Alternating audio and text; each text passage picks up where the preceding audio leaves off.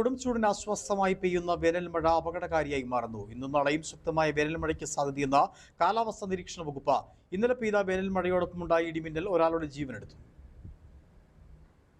കൊടുംചൂടിന് ആശ്വാസമായാണ് വേനൽമഴ പെയ്തത്. ഇന്നലെ 5 മണിയോടെയാണ് ഹൈറേഞ്ചിൽ പരക്കെ വേനൽമഴ ലഭിച്ചത്. മഴയ്ക്ക് അകമ്പടിയായി എത്തിയ കാറ്റ് പലയിടത്തും നാശം വിതച്ചു. മഴയോടൊപ്പമുണ്ടായ ഇടിയും മിന്നലും ജനങ്ങളെ ഭയപ്പാടിലാക്കി. മണിക്കൂറിൽ 40 മുതൽ 50 കിലോമീറ്റർ വേഗതയിലാണ് ശക്തമായ കാറ്റുണ്ടായത്. മഴയോടൊപ്പം ഉണ്ടാകുന്ന ഇടിമിന്നൽ അപകടകാരികളാണ്. അവ മനുഷ്യന്റെയും മൃഗങ്ങളുടെയും ജീവനും വൈദ്യുത ആശയവിനിമയ ശൃംഖലകൾക്കും വൈദ്യുത ചാലകങ്ങളുമായി ബന്ധിപ്പിച്ചിട്ടുള്ള വീട്ടുപകരണങ്ങൾക്കും വലിയ സൃഷ്ടിക്കുന്നുണ്ടെന്നും പൊതുജനങ്ങൾ മുൻകരുതൽ സ്വീകരിക്കണമെന്നും കാലാവസ്ഥാ വകുപ്പ് മുന്നറിയിപ്പ് നൽകിയിരുന്നു. കാർമേഘം കണ്ടു തുടങ്ങുന്ന സമയം മുതൽ മുൻകരുതൽ സ്വീകരിക്കേണ്ടതാണ്. ഇടിമിന്നൽ എപ്പോഴും ദൃശ്യമാകണമെന്നില്ലാത്തതിനാൽ മുൻകരുതൽ സ്വീകരിക്കുന്നതിൽ നിന്നും വിട്ടുനിൽക്കരുതെന്നും മുന്നറിയിപ്പിൽ പറയുന്നു. ഇന്നലെ പെയ്ത ശക്തമായ മഴയോടൊപ്പം ഉണ്ടായത് ശക്തമായ ഇടിമിന്നലാണ്. ഇടിമിന്നൽ ഒരാളുടെ ജീവൻ അപഹരിക്കുകയും ചെയ്തു. അയ്യപ്പൻകോവിൽ പഞ്ചായത്തിലെ മേരികുളം 6 ഏക്കർ ആലരിക്കുന്നിലാണ് ഒരാൾ ഇടിമിന്നലേറ്റ് മരിച്ചത്. നെടുങ്കണ്ടം മാവടി പുത്തമ്പരിക്കൽ ദേവസ്യ